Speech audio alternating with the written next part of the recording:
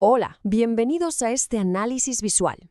A menudo solemos pensar en los textos de la antigüedad como simples libros estáticos, acumulando polvo en una estantería, ¿verdad?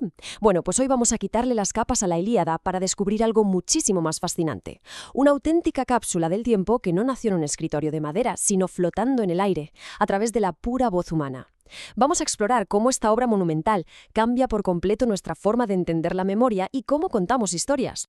Para entender todo esto vamos a pasar rápidamente por 4 puntos clave: la tradición épica oral, las herramientas de la Edo, el efecto de bola de nieve histórica y, para terminar, esa obra maestra monumental. ¡Vamos allá! Punto número 1. La tradición épica oral, cantando el pasado. Tenemos la costumbre de imaginar que estas grandes epopeyas se escribieron por alguien solitario, pluma en mano, a la luz de una vela. Pero, en realidad, nada más lejos de la verdad. Los antiguos bardos cantaban estas canciones sobre héroes del pasado, improvisando delante de reyes y nobles. Y ojo a esto, lo hacían acompañados de una lira y sin memorizar absolutamente ningún guión. Cero. No estaban recitando un texto, lo estaban creando en directo, adaptando la historia a la reacción del público justo en el calor del momento. Era casi como el estilo libre o las batallas de gallos de la antigüedad. Entonces llegamos a la figura de la Edu. Una Edo no era para nada un simple recitador, era literalmente un maestro absoluto de la improvisación oral.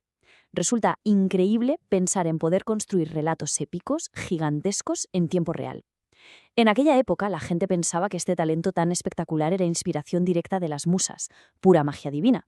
Pero en el fondo era un oficio hiperespecializado, una técnica artesanal pulida durante siglos que les permitía tejer estas leyendas heroicas sobre la marcha. Pasamos al punto número 2, las herramientas de la Edo, fórmulas y escenas. Claro, la gran pregunta es, ¿cómo es humanamente posible improvisar versos perfectos durante horas y horas? Pues bien, los aedos tenían un truco inmenso. Usaban un archivo mental de piezas prefabricadas. Por una parte, tenían lo que llamamos fórmulas rígidas, cosas como Aquiles, el de los pies ligeros. Estos eran como bloques de construcción inamovibles que encajaban perfectamente en el ritmo del poema. Y por otra parte, tenían fórmulas flexibles que podían modificar a la velocidad de la luz para que la gramática cuadrase con lo que la historia necesitaba en ese microsegundo. Una locura, ¿verdad? Y la cosa no se queda en frases sueltas. También usaban bloques enteros preestablecidos, escenas típicas. Es decir, ya fuera un banquete, una batalla épica o simplemente un barco llegando a la costa, la estructura narrativa base era exactamente la misma. El Aedo solo tenía que cambiar pequeños detalles sobre la marcha. Por ejemplo, qué tipo de espada cogía el héroe de turno o quién hablaba primero. Esto les permitía ajustar el relato al instante, demostrando una agilidad mental absolutamente asombrosa. Y si hablamos de memoria, atención a este dato porque es increíble. La memoria geográfica de estos bardos era como un GPS literal de una época totalmente olvidada. En la famosa sección del catálogo de las naves, resulta que casi un 25% de los lugares que se mencionan ya no existían o eran totalmente desconocidos para los griegos que vinieron después. Es decir, la tradición oral funcionó como una reliquia auditiva inmensa, conservando intactos datos de un pasado muy, muy lejano, pasándolos de boca en boca, generación tras generación. Llegamos al punto 3, la bola de nieve de la historia, acumulación de épocas. Vale, pensemos en la Ilíada como en una enorme bola de nieve cayendo por una ladera a lo largo de los siglos. En su caída va atrapando cosas de diferentes épocas, absorbe el esplendor de la época micénica, por allá por el 1500 a.C., luego se traga la oscuridad y el declive del 1100 y finalmente recoge todos los cambios de la época posjónica, hacia el 700 a.C. Al final, lo que nos queda es un collage, un mundo artificial fascinante que curiosamente jamás existió todo junto en la vida real. Para que nos hagamos una idea más clara, esta bola de nieve histórica crea unos anacronismos que nos dejan con la boca abierta. Por ejemplo, en el mismo poema vemos a guerreros luchando con unos cascos pesadísimos hechos de colmillos de jabalí, súper típicos de la Edad del Bronce, pero un momento después usan herramientas de hierro de los siglos oscuros. Y por si fuera poco, de repente se ponen a usar tácticas militares hiperorganizadas del siglo VIII.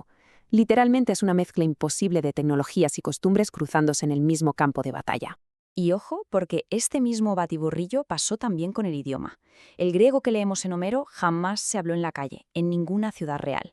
Era más bien una especie de lenguaje a lo Frankenstein. Juntaba palabras arcaicas de la Edad del Bronce, dialectos absorbidos durante migraciones de siglos posteriores y toques modernos de la época jónica.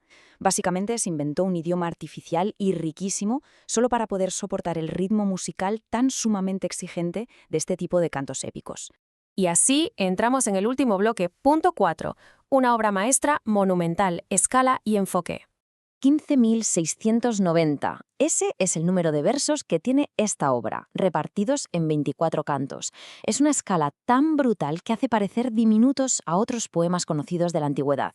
Para que lo pongamos en perspectiva, recitar esto de memoria, del tirón, sería el equivalente a narrar en voz alta todos los diálogos de una temporada entera de una serie de televisión actual, palabra por palabra y sin cortes. Nos hace preguntarnos en qué clase de macrofestival antiguo de varios días la gente se sentaba a escuchar semejante catedral de la poesía.